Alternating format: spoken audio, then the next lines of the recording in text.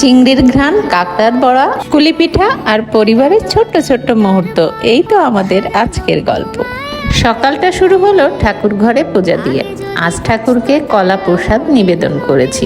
আজকের দিনের শুরুটা বেশ সুন্দর আর শান্ত হলো। দুপুর 2টা বাজতে বাজতে দিদি চলে এসেছে। গুলু তো মহা খুশি, কারণ তার মামনি এসেছে।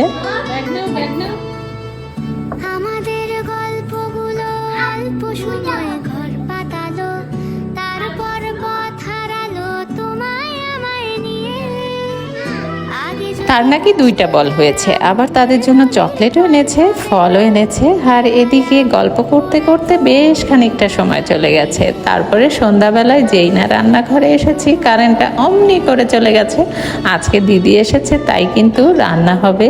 ননদের বাড়ি থেকে যে নারকেল এনেছিলাম, সেই নারকেল কুড়ি করে ফ্রিজে রেখেছিলাম। সেই নারকেল কোড়া দিয়ে আজকে কুলি পিঠা বানাবো। আর এদিকে দেখো, বাড়ি থেকে কিছু চিংড়িও এনেছিলাম, সেই চিংড়িগুলা দিয়ে আজকে মালাইকারি করব।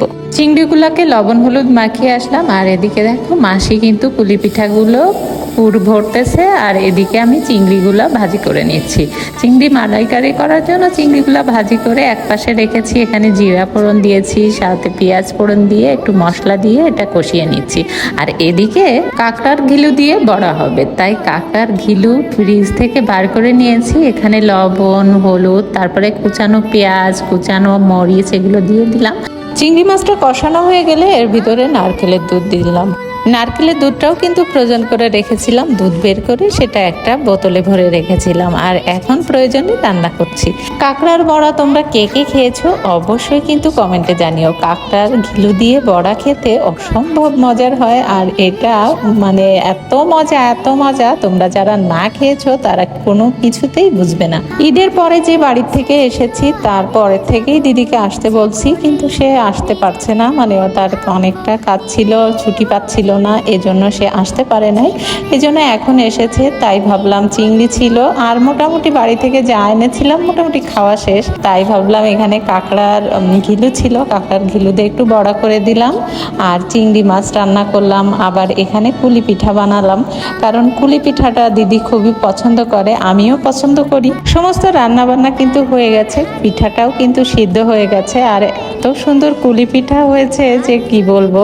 দিদি তো ভীষণ পছন্দ করেছে, আর আমারও ভীষণ ভালো লেগেছে। ছেলে মেয়ে দুটাও না খুব ভালো খেয়েছে। তবে আমি খাচ্ছিলাম, আর একটা জিনিস আফসোস হচ্ছিল, সেটা হচ্ছে বরমশাইকে একটু খাওয়াতে পারলাম না। যাই হোক, তাকে পরে রান্না করে খাওয়াবো। আজকে রাতটা আমাদের খুবই সুন্দর কেটেছে। আর দেখো, গুলুসোনার দুষ্টুমি কি পরিমাণে করছে তার মামনির সাথে। আর এদিকে মেয়ের চুল আঁচড়ানো দেখে, তেল দেওয়া দেখে আমারও মনে হলো আমার মাথায় একটু তেল দিয়ে নেই। আজকের মতো বিদায় নিয়ে নিচ্ছি। তোমরা সবাই ভালো থেকো, সুস্থ থেকো।